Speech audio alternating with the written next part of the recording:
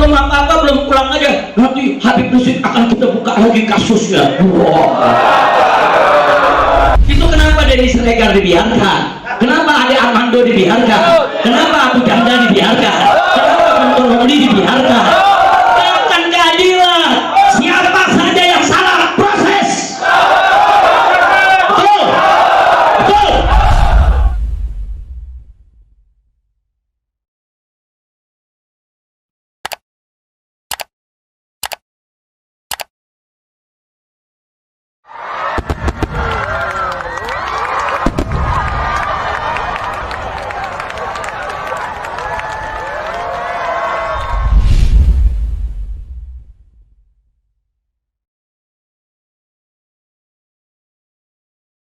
Assalamualaikum warahmatullahi wabarakatuh.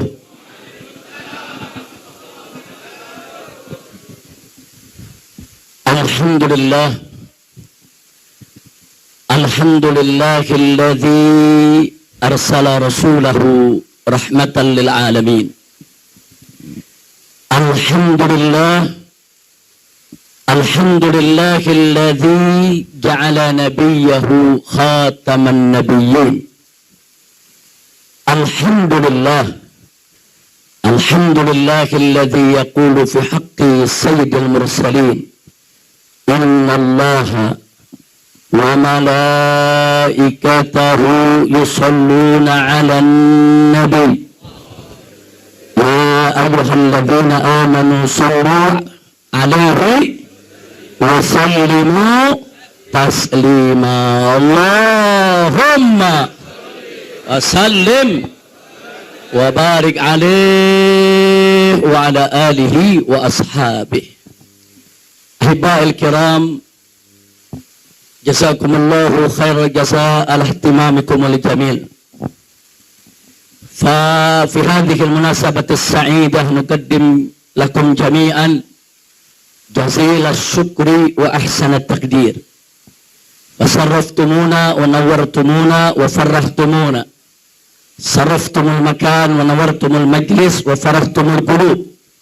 فأسأل الله سبحانه وتعالى أن يبارك لنا ويبارك لكم وأن يتقبل ما في نيتنا أجمعين. آمين يا رب العالمين. Ahiba'il kiram, pada kesempatan ini untuk yang kesekian kalinya saya ingin menyampaikan ucapan berjuta terima kasih dan penghargaan yang tinggi kepada segenap umat Islam yang telah meluangkan waktunya, yang telah menunjukkan kepeduliannya, yang telah menyambut kepulangan saya sekeluarga.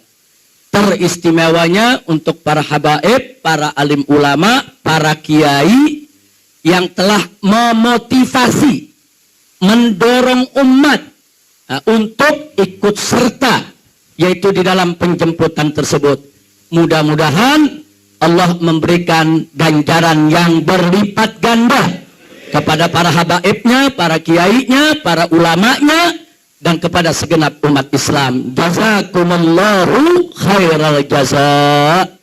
Setelah tadi kita dengarkan satu persatu sambutan demi sambutan yang disampaikan oleh para perwakilan dari berbagai daerah, maka yang ingin saya sampaikan pertama, dari kemarin sudah banyak sekali daerah yang mengundang saya.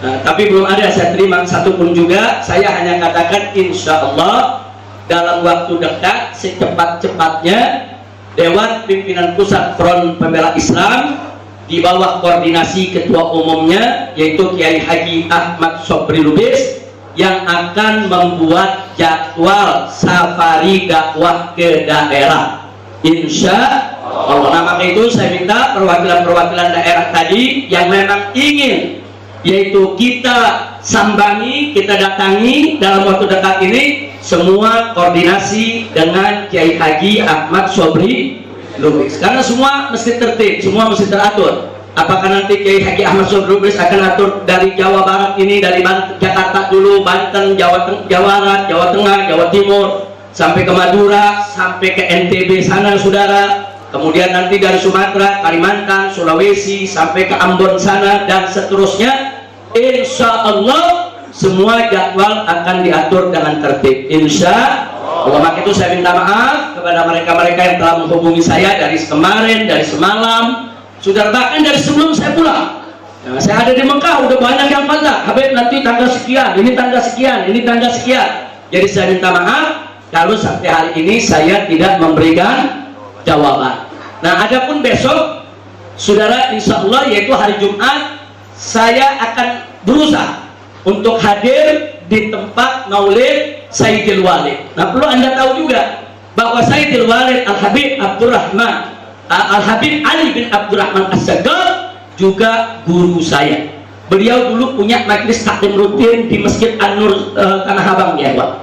Rutin beliau mengajar di sana setiap yaitu malam Sabtu membuka tafsir, dan saya ketika itu masih SD, masih kelas 3 SD. Itu saya duduk belajar dengan beliau di masjid tersebut sampai saya lulus SMA. Jadi artinya kita ini dulu dibawa-bawa oleh kita punya saudara dari majelis ke majelis, majelis ke majelis, ya ikhwan. Nah, sehingga kita punya guru banyak, tidak sedikit.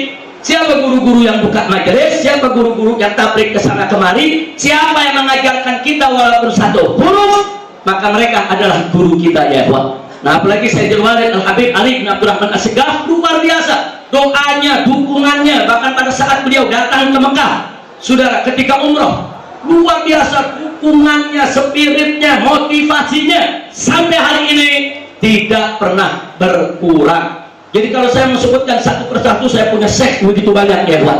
Saya tidak bisa sebutkan satu persatu. Ada sek di majelis, ada sek di tabligh, ada juga sek-sek di universitas karena saya kuliah, saudara, dan saya punya guru-guru besar di universitas juga tidak sedikit. Ada Syekh Abdul Fattah Abu Ghuddah, guru saya di bidang hadis. Ada Syekh Profesor Doktor yaitu Muhammad Rawasfal Aji, guru saya di bidang ilmu fikih dan usul. Kemudian ada Dr. Asy-Syahid Al-Alimul Allamah dari Lubnan, yaitu Dr. Subhi Soleh, guru saya di bidang ulumul Al-Quran. Dan mereka semua saya punya guru, baik yang di Indonesia maupun yang di universitas, semua muttasilus sanad, saudara. Alhamdulillah. Ini penting untuk saya sampaikan, saudara, supaya tidak ada lagi isu-isu, saudara, katanya Habib Rizik ini belajar sendirilah, baca kitab, nggak punya guru, nggak punya syekh. Barang siapa yang baca kitab sendiri katanya belajar sama setan.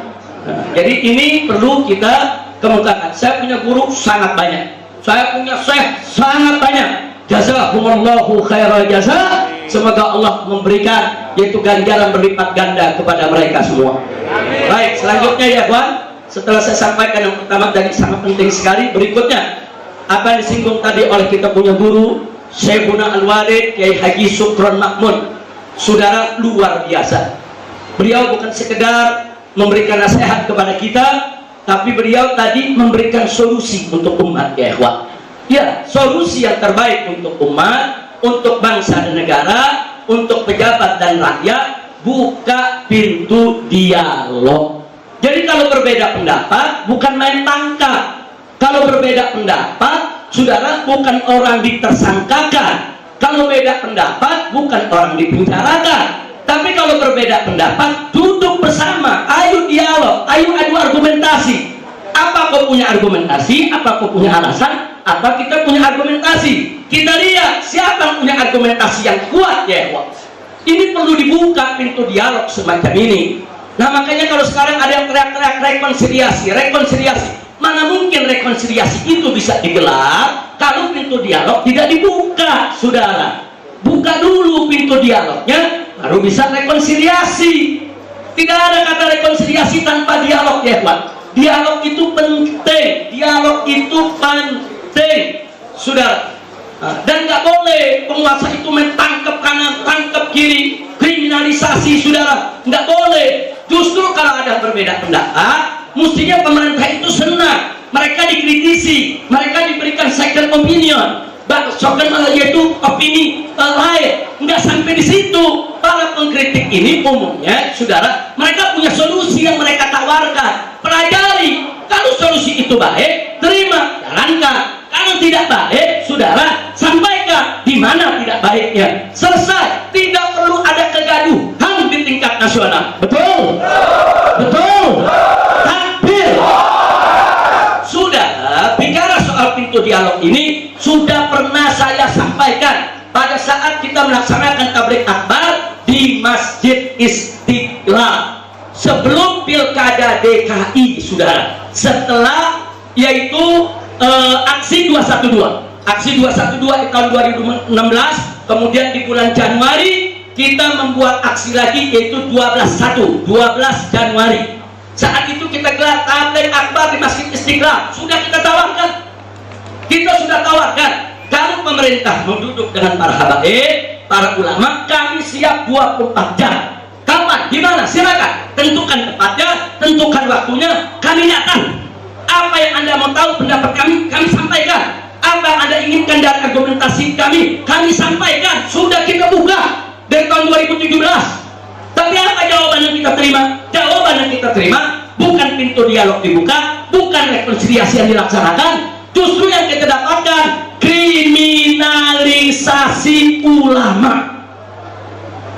Nah, maka itu ke depan saya setuju betul apa yang disampaikan oleh guru kita tadi. Kita siap dialog kapan saja, tapi stop dulu kriminalisasi ulamanya, stop dulu kriminalisasi para aktivisnya. Tunjukkan dulu niat baik.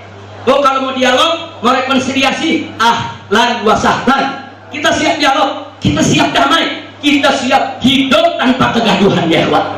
Tapi bebaskan dulu para ulama kita, bebaskan dulu para habaib kita, bebaskan dulu para tokoh kita. Masih banyak ulama-ulama kita saat ini yang menderita di penjara. Bebaskan Ustadz Abu Bakar Bashir yang sudah sepuh, saudara. Bebaskan Habib Bahar bin Smith yang dizalimi. Bebaskan Dr. Sahganda Nainggolan. Bebaskan Bapak Anton Permana. Bebaskan Bapak Jumhur Hidayat. Bebaskan dulu, ya kawan. Bebaskan mereka. Bebaskan para buruh. Bebaskan para mahasiswa. Bebaskan para pendemo. Bebaskan para pelajar yang saat ini masih memenuhi ruang-ruang tahanan, saudara. Bebaskan dulu mereka. Tunjukkan niat baik. Tunjukkan ada keinginan yang baik, saudara. Nah, kalau Anda tunjukkan ada niat baik, itikat yang bagus, sudah kami sambut. Kita nggak perlu ribut. Kedepannya, ayo sama-sama kita berdialog. Insya Allah. Saya tanya semua di sini, anti dialog tidak? Anti dialog tidak? Siap berdialog? Siap berdialog? Siap berdiskusi? Takbir. Tapi dialog mesti punya syarat. Nah, soal nanti dalam dialog pemerintah inginnya apa dari umat, sampaikan apa yang pemerintah mau dari umat, apa yang pemerintah mau dari para habaib, dari para ulama, sampaikan, kami dengar. Anda mau bicara 3 jam, 4 jam, 5 jam, 12 jam, kami siap dengar. Tapi setelah Anda bicara, dengar juga yang kita bicara. Ya kan, yang namanya dialog kan bukan monolog. Kalau monolog dari satu pihak yang bicara, kalau dialog harus ada dari dua belah pihak. Bicara, silakan. Nanti kita dengarkan apa keinginan pemerintah, nanti kita sampaikan apa keinginan umat, saudara. Kan umat ini kan melapornya ke ulama, umat ini kan lapornya ke kiai, kan kiai dan ulama yang berinteraksi langsung dengan masyarakat yang ada di bawah. Ulama yang paling tahu tentang keinginan masyarakat, ulama yang paling tahu tentang kemauan daripada masyarakat, ya saudara. Nah, nanti ulama akan menyampaikan masyarakat tuh keluhannya begini, rakyat tuh maunya begini. Nah, di mana salahnya? Kalau ada salah, luruskan. Itu yang namanya dialog, saudara. Nah, kalau dialog ini sudah dibuka, baru bisa mewujudkan rekonsiliasi. Dari mana adanya rekonsiliasi kalau tanpa dialog? Dan bagaimana kita mau dialog kalau kriminalisasi ulama masih berjalan? Ini saya belum apa-apa, belum pulang aja. Nanti Habib Rizik akan kita buka lagi kasusnya. Wow. Ini apa-apaan? Saudara, jangan buka kasus yang tidak ada. Itu kasus-kasus yang dilaporkan oleh masyarakat, penistaan agama, penistaan ulama. Kenapa kau nggak periksa dulu? Itu kenapa Denny Siregar dibiarkan? Kenapa Ade Armando dibiarkan? Kenapa Abu Janda dibiarkan? Kenapa Guntur Romli dibiarkan? Bukan keadilan. Siapa saja yang salah, proses. Betul. Nggak bisa, ini nggak boleh dibiarkan, saudara, ketidakadilan semacam ini. Kelompok saudara yang tidak disukai pemerintah dicari-cari kesalahannya, diproses. Sementara kelompok yang menjilat pemerintah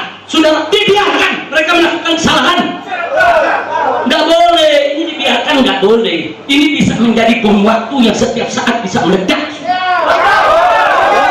Dan kalau Anda tidak mau ada revolusi berdarah, kalau tidak mau ada yaitu revolusi sosial masyarakat, saudara, ya perbaiki.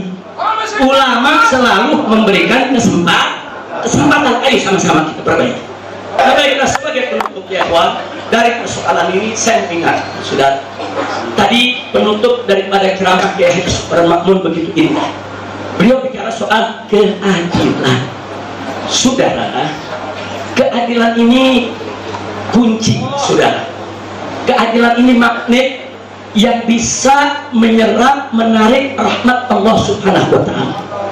Sebaliknya, ketidakadilan itu bisa mengundang adab. Ketidakadilan itu bisa mengundang musibah dan bencana, saudara. Dari mana saya bisa bicara begini? Yang bicara seperti ini bukan saya, tapi Nabi kita tercinta, Sayyidul Anbiya wal Mursalin, Nabi Yuna Muhammad alaihi wasallam. Suatu ketika, saudara, ada seorang perempuan dari kalangan terhormat dari Bani Makhzum, bagian dari suku Quraisy, terlibat dalam kasus pencurian. Kemudian Nabi memutuskan dengan hukum Allah Subhanahu wa Ta'ala bahwa si perempuan tadi, sekalipun kedudukannya terhormat, sekalipun berasal dari keluarga terhormat, tetap harus dipotong tangan. Kemudian ada segelintir sahabat resah, saudara, bukan tidak terima putusan Allah, resah bukan tidak terima putusan Nabi, tapi mereka tahu, saudara, bahwa apa yang keluar dari mulut Nabi itu juga merupakan hukum, sehingga mereka masih berharap, yuk lobby Nabi, yuk deketi Nabi, yuk bicarakan dengan Nabi, siapa tahu ada dispensasi. Karena kalau ada dispensasi dari Nabi berarti itu hukum. Diutuslah. Siapa yang diutus salah seorang sahabat? Yang diutus bukan sembarang orang, yang diutus adalah anak, yaitu anak daripada anak angkat Nabi alaihi salatu wassalam, yaitu Usamah bin Zaid bin Harithah radhiyallahu ta'ala anhu. Oh, Nabi sayangnya sama Usamah luar biasa. Nabi perlakukan seperti cucu sendiri, seperti Sayyidina Hasan dan Sayyidina Husain, saudara. Nabi pangku, Nabi peluk, Nabi cium, saudara, semenjak kecil. Nah, begitu dewasa, orang inilah yang diutus untuk melobi Nabi, saudara. Apa masih bisa perempuan ini diberikan dispensasi, jangan dipotong tangan, berikan hukum yang lain, tapi tangannya jangan dipotong, karena sukunya, keluarganya Quraisy akan malu, saudara. Nah, ini namanya melobi. Nggak salah, sahabat nggak salah melobi Nabi, saudara. Kenapa saya katakan nggak salah? Karena mereka tahu kalau Nabi setuju itu jadi hukum, karena Nabi merupakan sumber hukum. Tapi akan terjadi. Begitu datang kepada Nabi menyampaikan maksudnya, saudara, pertama waktu datang disambut oleh Nabi. Nabi gembira, wajahnya cerah, senyum, saudara, disambut kedatangan Usamah di rumah. Kemudian dipersilakan oleh Nabi duduk di dekat, ngobrol luar biasa indah, karena nama Nabi cinta kepada Usamah, saudara. Singkat cerita, Usamah mencari-cari kesempatan kapan kira-kira yang tepat bicara kepada Nabi. Begitu lihat Nabi sudah senang, Nabi cerah, Nabi senyum, Nabi tertawa, baru Usamah mencoba masuk ke hajat utamanya, saudara. Begitu mulai cerita hajat utamanya, minta keringanan, saudara, kecerahan Nabi hilang, saudara. Senyum Nabi hilang, saudara.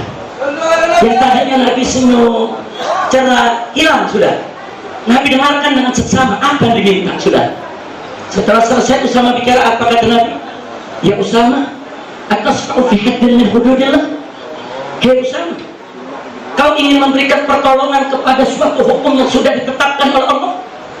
Jadi Nabi kasih kabar, ini udah ketetapan Allah, nggak bisa dirubah dan nggak boleh saya ubah. Apa kau mau ubah ini, ya Usamah? Itu oleh Nabi, sudah. Tapi setelah itu Nabi kumpulkan semua sahabat. Ya Usamah, kumpulkan semua di masjid Nabi, sudah. Semua sahabat kumpul di masjid Nabi. Setelah kumpul, Nabi menyampaikan kepada sahabat, kata Nabi, ada sekelompok orang, Nabi nggak sebut nama, ini indahnya Nabi, sudah. Kata Nabi apa? Ada sebagian dari kamu yang mencoba untuk mendekati saya, untuk memberi keringanan hukuman kepada perempuan Quraisy, perempuan Bani Makhzum yang mencuri tadi. Lalu apa Nabi katakan? Ini yang catat dalam sejarah Ini sumber keadilan yang luar biasa, saudara. Nabi mengatakan kepada seluruh sahabat yang hadir, Nabi sampaikan, innama halaka man kana qablakum, sesungguhnya umat sebelum kamu dulu binasa, hancur, saudara, mendapat bencana, musibah, Allah hancurkan mereka. Karena apa? Idza saraka fihim syarif tarkuh. Kalau ada orang yang terhormat di tengah-tengah mereka, mereka tidak hukum, mereka biarkan, mereka lepaskan, enggak hukum, saudara. Tapi sebaliknya kata Nabi, wa idza saraka fihim dhaif yuqam alaihi al-had. Tapi kalau ada orang lemah, wong cilik, orang kecil yang nggak punya kedudukan, saudara, mereka bersalah, yuqam alaihi al-had, ditegakkan atas mereka ketetapan hukum, ditetapkan hukum yang berat atas mereka. Masya Allah, ini Nabi udah kasih kabar, hati-hati, hati-hati. Kalau di tengah-tengah kita sudah tidak adil seperti itu, saudara. Satu kelompok salah dibiarkan, bahkan dilindungi. Kelompok lain yang tidak disukai, saudara, enggak salah aja disalahkan. Apalagi kalau salah, ya kuat. Kalau sudah begini yang terjadi, apa kata Nabi? Innama halaka man kana qablakum. Halak, kata Nabi, binasa, hancur itu bangsa. Nah, sekarang saya mau tanya, saudara, di Indonesia mulai terjadi tidak? Ada kelompok yang kalau saya salah dibiarkan? Ada kelompok yang kalau salah dibiarkan? Ada kelompok yang kalau salah dihukum? Ada kelompok yang gak salah disalah-salahin? Ada tidak? Ada tidak? Kalau begitu saya tanya, itu adil tidak? Adil tidak? Jadi Nabi tadi mengatakan kalau tidak adil itu, saudara, apa yang akan terjadi? Hancur. Sekarang saya mau tanya semua, mau Indonesia hancur? Mau Indonesia binasa? Mau Indonesia mendapatkan aneka ragam bencana dan musibah? Na'udzubillah min dzalik. Ini nggak boleh dibiarkan. Jadi dari hadis ini kita mendapatkan informasi nabawi, informasi yang bukan lagi A1 nih, bukan lagi akurat, super akurat, sumber hukum, saudara. Informasi dari Nabi yang nggak pernah meleset. Wa ma yantiqu 'anil hawa in huwa illa wahyuha. Ini informasi ilahi, informasi nabawi. Nabi menginformasikan kalau ketidakadilan sudah terjadi di tengah suatu masyarakat, suatu bangsa, maka mereka akan binasa. Nah, mudah-mudahan Allah selamatkan kita semua. Nggak sampai di situ. Saking perhatian dan pedulinya Nabi dengan keadilan, Nabi bersumpah dengan sahabat, sudah. Nabi sampaikan kepada para sahabat, jangankan perempuan itu yang kalian bela, jangankan perempuan itu tuh yang tadi itu yang Bani Makhzum yang mencuri, yang katanya terhormat dari suku Quraisy, yang ingin kalian selamatkan, jangankan itu. Lam anna Fatimah binta Muhammadin, andai kata Fatimah putri Muhammad, Fatimah putri Nabi, jantung hati Nabi, kecintaan Nabi, Fatimah ummu abiha. Dulu kan Fatimah Zahra itu ummu abiha, ibu dari ayahnya, karena sepeninggal Sayyidatuna Khadijatul Kubra radhiyallahu anha. Fatimah yang menjaga Nabi, Fatimah yang melayani Nabi, Fatimah yang mengurus semua urusan rumah tangga Nabi. Makanya Fatimah Zahra alaihassalam, beliau dijuluki ummu abiha, ibu untuk ayahnya. Subhanallah. Dan nggak sampai di situ, Fatimah Zahra bukan sembarang wanita, wanita yang paling mulia, wanita yang paling suci. Nabi katakan bahwa Fatimah adalah sayyidatun nisa'il alamin, pemimpin perempuan semesta alam, sudah. Jadi kalau Nabi mengatakan law anna Fatimah binta Muhammadin, ini menunjukkan tingginya kedudukan Sayyidatuna Fatimah, sudah. Jangankan perempuan Makhzum tadi yang mencuri, yang ingin kau lindungi, andai kata putriku Fatimah, jantung hatiku, kecintaan Nabi. Kalau anda Fatimah binta Muhammadin sarakat, andai kata Fatimah putriku tercinta yang mencuri, demi Allah, laqattu yadaha, demi Allah pasti aku potong tangannya. Subhanallah. Jadi hadis ini jangan disalahpahami. Hadis ini bukan merendahkan Sayyidatuna Fatimah Zahra, bukan. Hadis ini mengambil perumpamaan yang tinggi. Jangankan perempuan lain, Fatimah Zahra saja tidak tebal hukum, saudara. Subhanallah, walhamdulillah, wala ilaha illallah, wallah. Saya tanya, kalau gitu Nabi adil tidak? Adil. Nabi adil.